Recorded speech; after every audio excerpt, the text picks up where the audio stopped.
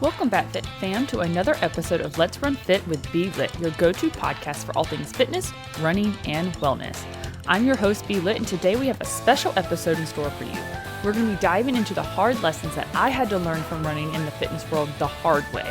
And more importantly, we're going to talk about how to overcome them, so that way, first off, you don't have to make these mistakes, and second, if you do, you know how to get out of it. So lace up your shoes and let's get ready to be inspired and motivated to conquer the world and not have to learn the hard way. As all of my listeners know, I am not scared to let you guys know the things that I did wrong when I first started running and working out and getting fit. And I did a lot wrong because there's so much misinformation out there on the internet that I started just piecing together things, trying to hope for the best and see if that was going to be the magical solution. So I'm going to go through this list of just simple, hard lessons so you know how to get away from these. And the first hard lesson that I had to learn when it came to running in particular is that you've got to have patience. You cannot go out so fast and hard on every single run. It's so tempting because you think, if I just run my very hardest for this 1 mile and I do this 1 mile every single day, the best that I can be, the best that I can do, that eventually it's just going to keep getting easier and easier and easier. And on paper, that makes sense. It makes sense that you should go do the hard thing every day to the best of your ability, because it's kind of the advice you would get on everything else in life. Do the thing to the best of your ability and you're going to get better at it and it's going to get easier. But in running, it doesn't work that way because it's too hard on your body. And I know that the excitement and the adrenaline, it can push you to want to sprint out the door and just go crazy and be like, yes, look at what I can do. But our bodies need time to adapt. They need time to recover. So patience is definitely going to be the key. And it's just one of those very essential parts of your running journey that you just have to understand. It takes time. Building endurance and strength, it requires a gradual, structured approach, meaning you can't go all out on every run, because as exhilarating as it's going to feel for the first, at most 7 days, it's very, very quickly going to lead to burnout and injury and just disappointment. What's going to happen when you just keep slowing down more and more each run because your body is tired and in desperate need of some recovery? It's going to start to hit your ego a little bit, and it shouldn't, because your body is just begging you for some rest. So instead, focus on starting slow. Build that solid foundation. Begin with a mix of running and walking. There is nothing wrong with walking. We have even had an episode. Go back to episode 17 if you want to learn exactly how to get that run-walk method into your actual routine.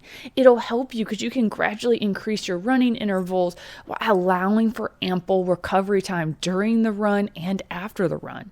You have to be patient with yourself and embrace the journey of progress. Remember, running is a lifelong pursuit, and there's no need to rush to reach the finish line. There's just not. You're running against yourself. You're racing yourself. So give yourself grace and time so you can get to that finish line and be able to go back to the start line another day. By practicing patience, you give your body the opportunity to adapt. It's going to strengthen itself. You've got to put stress on your muscles and joints and cardiovascular system, but you cannot run so hard that they cannot also recover. You know you can't have those overuse injuries and fatigue and mental exhaustion and continue to run. It just doesn't work. It's the same way you wouldn't go to the gym and lift really, really, really heavy on biceps and the next day do the same exact thing thinking it's going to be easier. Because as we know, your muscles get tired, they get sore, they need time to rest and recover from that hard work. And running is the same thing. Running does the exact same thing to your body. You're going to get those micro tears and those changes, and you've got to give your body time. You also need to listen to your body's signals. If you're ever feeling really fatigued, experiencing pain, or noticing just an overall decline in performance, it's a sign that you need to slow down, give yourself time to recover, incorporate those rest days into your training schedule because they are just as important as the training itself. I know it feels like if you're sitting on the couch, you're doing nothing for your goals, but that rest is allowing that muscle repair and your energy stores to replenish and just your mental focus to be recharged so you are ready mentally to get back out there. If you never take a break, it's going to take a toll on your mental. So just remember, running's not linear. Some days you're going to feel fantastic and you're going to surprise yourself with your speed and endurance, and it's going to be amazing. There are also going to be days where you just feel sluggish and unmotivated and you're going to encounter setbacks. So embrace that ebb and flow, have faith in the progress, and have patience, because as your body adapts to the demands of running, you'll be able to increase your mileage, push the pace, and achieve new milestones. But that takes the striking of balance between challenging yourself and adequate recovery. So just have patience with every single stride. My next lesson that we're going to talk about is the importance of cross-training. When I first started running, I thought I had to run, and that was it. Nothing else. It just made sense. If I want to be a better runner, you run. And that is true. But you have to be able to incorporate cross-training if you want to take your fitness to the next level and prevent injuries. Incorporating these various forms of exercise into our routine will not only improve our overall fitness, but it will also enhance our running performance and make us more well-rounded athletes. The primary benefit of cross-training is the reduction of injury. It helps with the high impact running that running is. It's just a very high impact activity, and it puts a lot of repetitive stress on your muscles, joints, and bones. So when you go into those other forms of activity, you strengthen different muscle groups, which improves your range of motion and corrects muscular imbalances. You could be running with a weird gait simply because one side of your body is not as strong as the other. And strength training and cross training will help with that.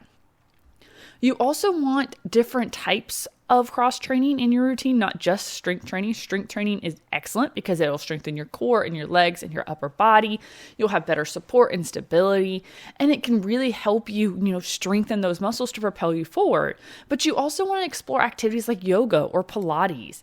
These are going to help with your flexibility and balance and body awareness, and those are all extremely crucial for injury prevention and having efficient running mechanics.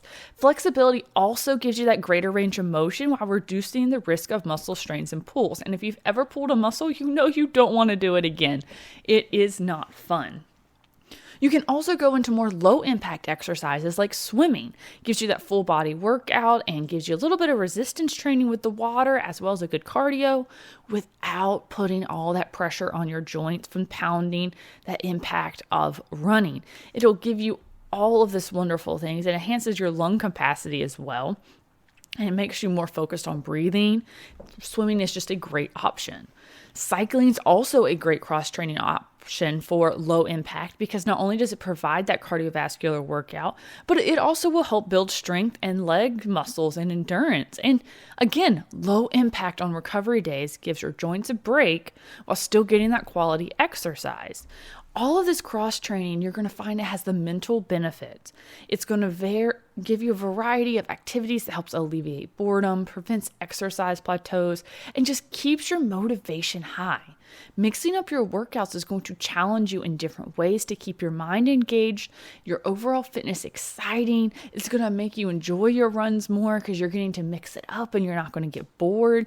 And it's just going to complement your running schedule and it's going to help you propel forward. So consider your goals, your time availability, your personal preferences, and aim for 2 to 3 cross-training sessions a week. It's going to help you get all of those different targeted muscle groups and energy systems.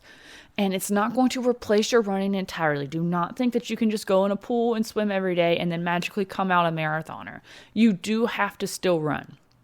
But running doesn't have to be the only thing you do, and other things are going to be a valuable support for you on your overall performance. So make sure you get that cross training in and be ready to go on your way. And if you don't know what to do, call any type of a personal trainer and they can set up a very, very specific strength workout plan or cross training plan for you that'll complement your running. Remember, running coaches, we are not physical therapists or physical trainers or anything that can really give you strength training workouts because we don't have that training. We don't have that knowledge. It's illegal for one thing, but go find someone who does. There are lots of people online that you can just message and say, hey, I'm a runner. Can you help me build a plan? And boom, you're ready to go. My next one is going to be embracing rest and recovery. I know I covered this a lot in part 1 of having patience, but remember, no pain, no gain mentality is bad. Pushing yourself to the limit day in and day out is bad. So you got to actually embrace the rest and recovery. And I wanted this to be a completely separate lesson, not just because obviously it's not about having patience. It is so crucial for your body to repair and recharge to come back stronger. And people overlook rest days and recovery days. And even if they do take one, they go off into the world and they take that as the day to go do crazy amounts of things. They'll be like, oh, it's a rest day, so I'm going to speed clean my entire house. It's a rest day, so I'm going to go to the pool and swim laps. Like, that's not a rest day. That's a cross-training day. Or they'll be like, oh, this is going to be our rest day, so we're just going to go walk 10 miles in a theme park with my family. That is a fantastic thing to do. Go spend time with your family, but that's not a rest day. You're walking like 10 miles in those theme parks. Theme parks are a lot of walking, okay? You don't realize how out of shape you are until you try to walk in a theme park all day. Even if you can run a marathon, theme park is a whole new thing. So you've got to make sure that your rest and recovery days are actually rest and recovery days. That's not saying you have to sit on your couch and get 1,000 steps for the whole day. What it's saying is that you need to make sure that you're giving your body time to repair and recharge. You're not overtraining, you're not burning yourself out, increasing your risk of injury, pushing through fatigue, pain, mental exhaustion, or whatever it is. You need to actually give your body physical rest, prioritize sleep. Prioritizing sleep is not just on rest days, but every day. Runners need sleep. If you're only sleeping 4 to 5 hours, you're not going to be at your highest performance potential. You need to sleep 7 to 9 hours is generally kind of the recommended amount. You need to have the active recovery in terms of something that's going to keep your blood pumping, meaning you don't want to sit on the couch and only walk 1,000 steps. You want to be getting some gentle stretching, some gentle yoga, some walking around, low intensity activities that are going to loosen your tight muscles, enhance your mobility, flush out all the metabolic waste products that have built up, help reduce your inflammation, and just give you overall healing that just sitting on the couch by itself does not do. Some good recovery practices could be foam rolling, self-massage, using recovery tools. All of those can be a valuable way of easing muscle tension and adding to the repair process. They're not the magic fix. They're not going to just magically make you better overnight if you're sore, but they can help improve flexibility and reduce muscle soreness and generally enhance your circulation. Your nutrition is a big part of your recovery as well. You need to have a well-balanced diet that's adequate in protein to support your muscles and repair growth, carbs to replenish your stores, nutrients like vitamins and minerals and antioxidants to help with the healing process and overall. Talk to a dietitian or a nutritionist. Find out what your body needs that can help you. And don't forget, just general well-being means you need to engage in activities that help you relax and unwind and reduce stress. This could be mindfulness, meditation, your favorite hobby, whatever activity brings you joy that can help you maintain your mental health and physical recovery. All of those are going to be great. Rest and recovery is not a sign of weakness. It's not a sign of laziness. It's an essential component to your effective training program to give your body the time it needs to heal, recharge, train more consistently, and improve performance and burnout. Our next lesson number 4, the power of consistency. When it comes to achieving your fitness and running goals, the one factor that reigns supreme is consistency. Consistency is that secret sauce that transforms our aspirations into a reality. It's not about all out once in a while. It's about showing up consistently day after day and putting in the work. Consistency will build your momentum, allow you to make incremental progress over time. It establishes a routine. It trains your body and your mind to adapt. It creates that strong foundation for long-term success. And whether you're just starting your fitness journey or you're a seasoned runner, consistency is that key to unlocking your full potential.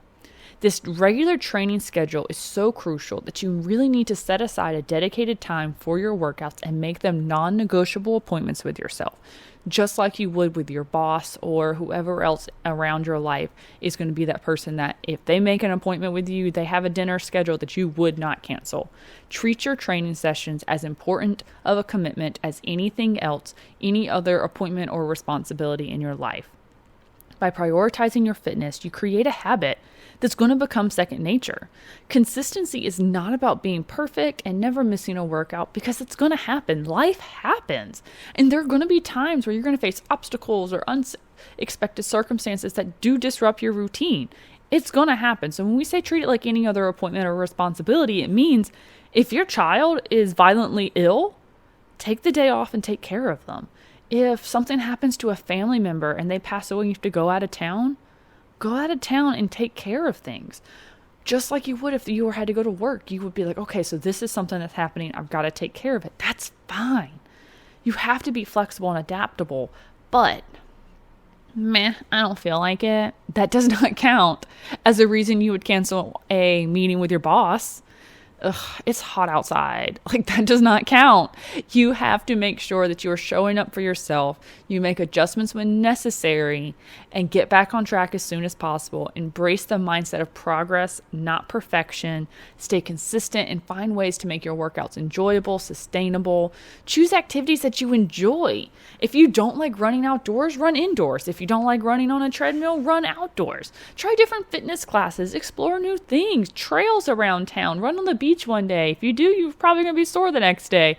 At least I was, Find like a running trail, find a running partner, a running group.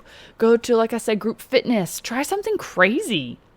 Nothing says it has to be okay, everybody, we're going to go into a squat, hold, 1, 2, 3. Like, it could be something fun. Try like one of those dance fitness classes like Zumba. Do something like super crazy, like the pole fitness. That is crazy hard. I have a friend who does that, and she said it's the hardest thing she's ever done. Like, there's so many things out there that you can do that will give you that fun outlook and make it where you look forward to your workouts, and it makes it easier to stay consistent and motivated. But you have to hold yourself accountable. Find an accountability partner that is going to help you more than anything on staying committed and staying consistent. This is going to give you someone to share your successes and challenges with. You're going to celebrate milestones together. If you're working out together, you'll encourage each other, support each other. I have said it so many times about how important it is to find a fitness partner, someone to be accountable with you, whether they work out with you or not, someone who's waiting for you to say, hey, I did my workout, so they can cheer you on. Tracking your progress is another powerful tool for consistency.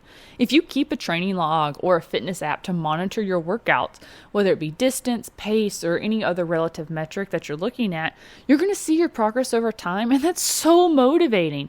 It's going to remind you of how far you've come and help you identify the patterns and strengths and areas of improvement that are going to be in your training.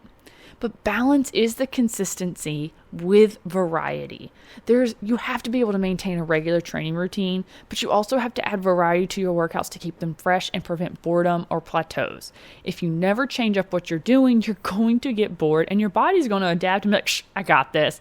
I don't have to change anything now. So you've got to incorporate different types of runs, such as speed workouts, long runs, recovery runs. Challenge your body to continuously improve. Add strength training, swimming, cycling, fitness classes, whatever it is that's going to help you go above and beyond.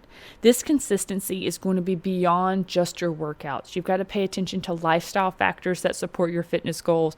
Prioritize proper nutrition and hydration and sleep. Those things keep coming up on this podcast.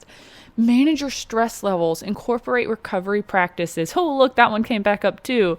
Taking care of your overall well-being and ensure that you are showing up for your workouts to perform your best. And make sure you celebrate those milestones on consistency just as much as your milestones on pace or whatever else it is. Acknowledge and reward yourself for staying committed to your fitness journey. Treat yourself to new running gear, a relaxing massage, a day off, whatever it is that helps you recognize your dedication and reinforce positive habits and motivation for yourself to keep going. My next lesson number 5, is embrace your mind-body connection. In the world of fitness and running, it's so easy to focus solely on the physical aspects of training, but I had to learn that the mind and body are intricately connected, and nurturing this connection is essential for achieving optimal performance and overall well-being. The mind-body connection refers to the interplay between your thoughts, emotion, and physical sensations. When you learn to harness and nurture this connection, you unlock a powerful tool that can enhance your running experience and improve performance and promote overall health. It's one thing to just cultivate your body, but when you cultivate your mind-body connection through mindfulness practices, it really helps you be present in the moment and pay attention to those thoughts, feelings, and physical sensations without judgment. Now, you're probably over here thinking, like, what the heck does this have to do with fitness? Okay? When you incorporate these into your training, it enhances your awareness of your body signals and optimizes your performance. If you, before you start to run, take a few moments to practice some deep breathing and center yourself, focus on your breath, and allow it to really bring you present to the moment, as you run, you're going to be mindful of that movement, whether it's your foot strike, your posture, your breathing, and you're going to start to notice that tension and discomfort and make adjustments accordingly.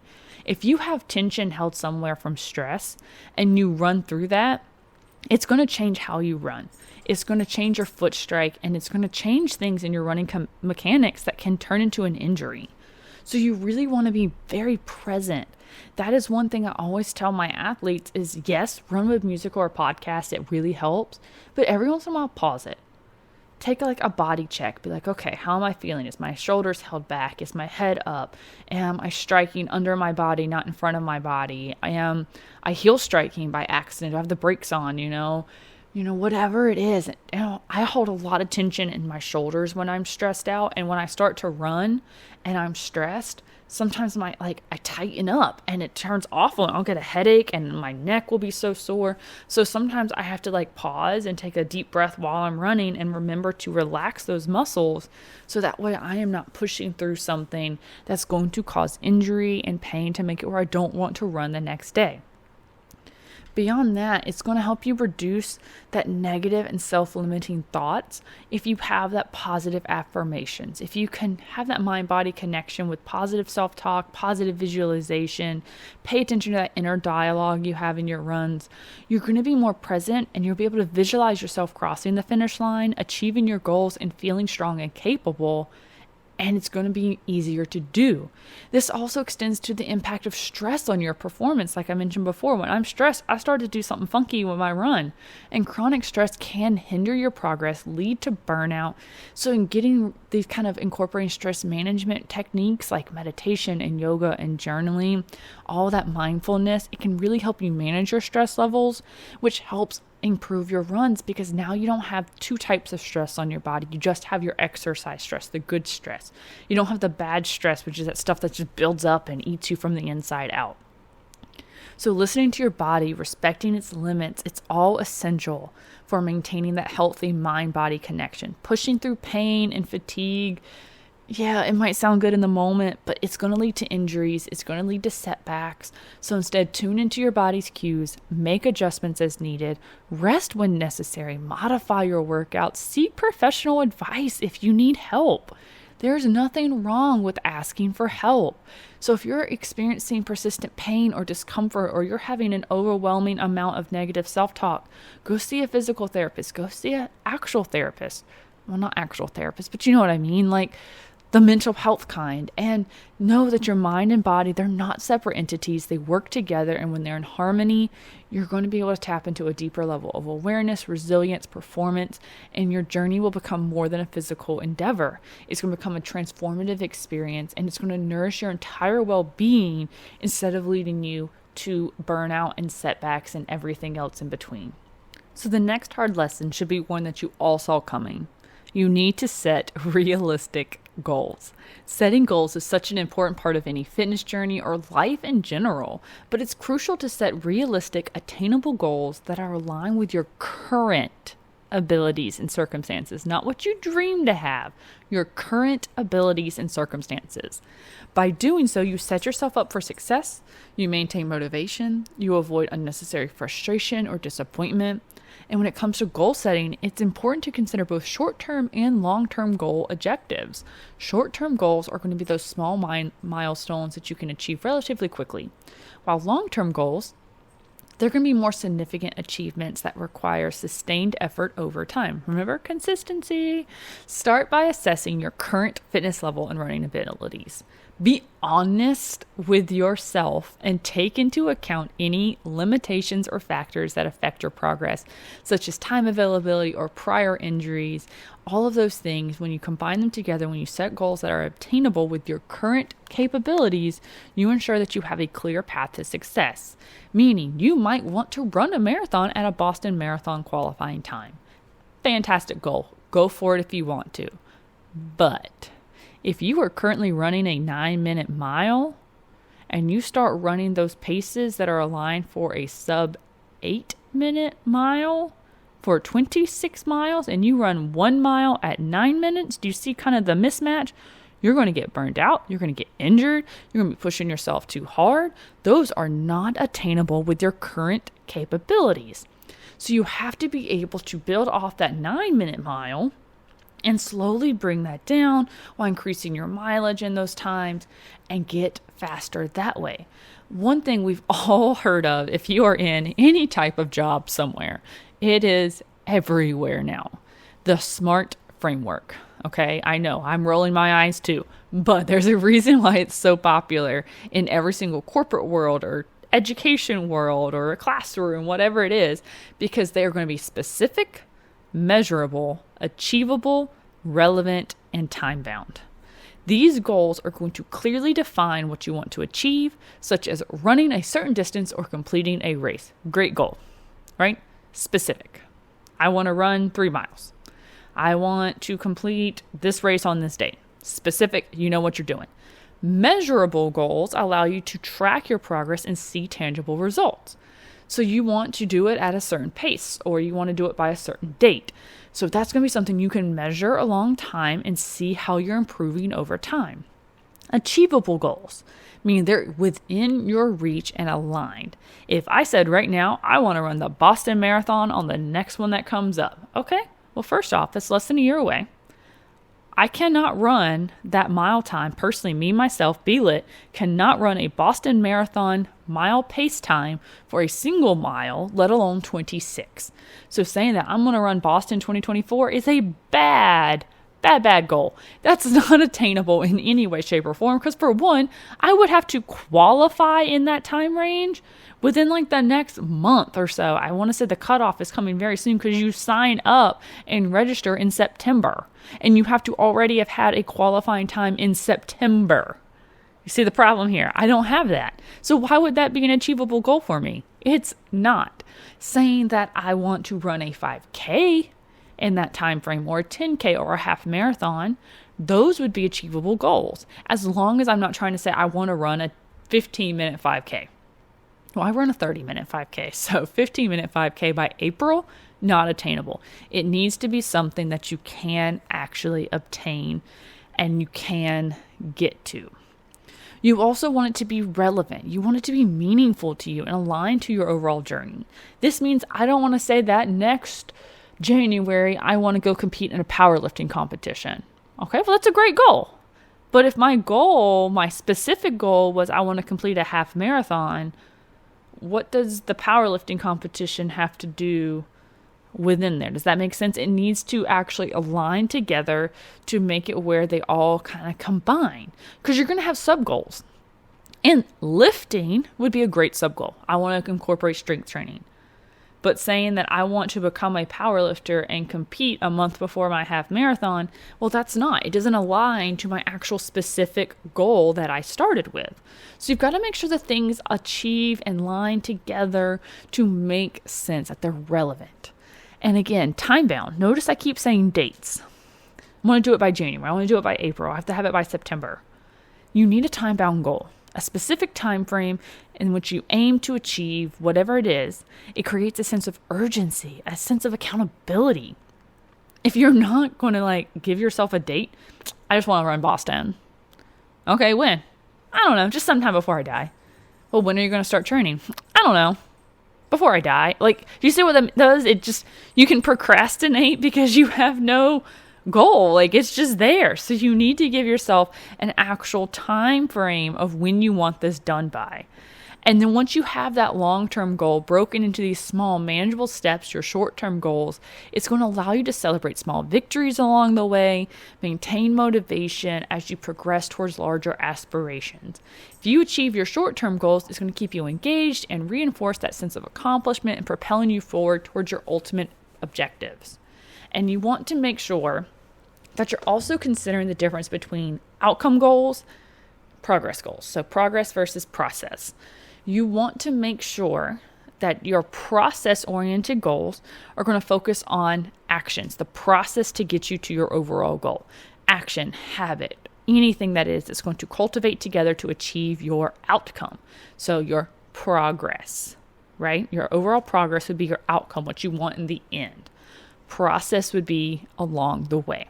So the one kind of example I use anytime I talk to someone, if you want to lose 50 pounds, right? That's what you need. That's fantastic. That's going to be your overall progress, your outcome goal. But if your goal that you're chasing is to lose 50 pounds, you're going to get disappointed because you're not going to do that in a month. But if you make one of your process goals to lose 2 pounds a month and to get your hydration in along the way and eat your nutrition foods and stay within whatever macro range your nutritionist and dietitian gave you, working out according to your running plan or strength training plan or whatever it is, those are going to be your process goals that are going to get you to your end goal, but it gives you something to celebrate along the way. Those are going to be the things that if you don't do those things, you're not going to get your outcome goal. So make them part of your goal, because that's going to be what builds the foundation for long-term success and really allows you to appreciate your journey instead of fixating on this end result that's so far away. You know, they always say, how do you climb 1,000,000 steps? One step at a time, right? How do you put on your shoes? One shoe at a time. You've just got to be able to make sure that you're looking at all the steps along the way, be realistic, and make sure, again, specific, measurable, achievable, relevant, time-bound. That is your roadmap to success in your fitness journey. And you need to make sure that you are actually having your goals align around those things so they are something you can actually achieve. Now, I could get into so many more of these little tiny lessons that were hard for me to learn along the way. But we're going to end it here so this episode doesn't go on for a gazillion years. And I'll come back and do another episode one day of even more lessons that you have to learn and how to overcome them. So that way we can keep you motivated and you can realize you're not alone. You're not the only one who's made these mistakes or messed with these mindsets or set unachievable goals or forgot about your rest days or went out too hard, whatever it is. But I hope you remember these lessons in your running and your fitness and that you use these kind of like ways to overcome them to navigate your own journey. Remember, it's not about perfection. It's about progress and self-discovery. So until next time, runners, keep lacing up those shoes, keep running fit, keep being amazing, and I'll see you next time. Thanks so much, runners, for spending time with me and listening to this episode. If you like what you heard, please hit that subscribe button and leave me a review. I always love to hear from my listeners. And if you want more Let's Run Fit in your life, find me on Instagram at Let's Run Fit with BeLit. Until next time, runners. The information in this podcast is not intended to be a substitute for medical or professional advice. Please always consult a medical professional if you're seeking medical advice, diagnosis, or treatment. The Let's Run Fit podcast is not liable for risk or issues associated with using or acting upon the information in this podcast.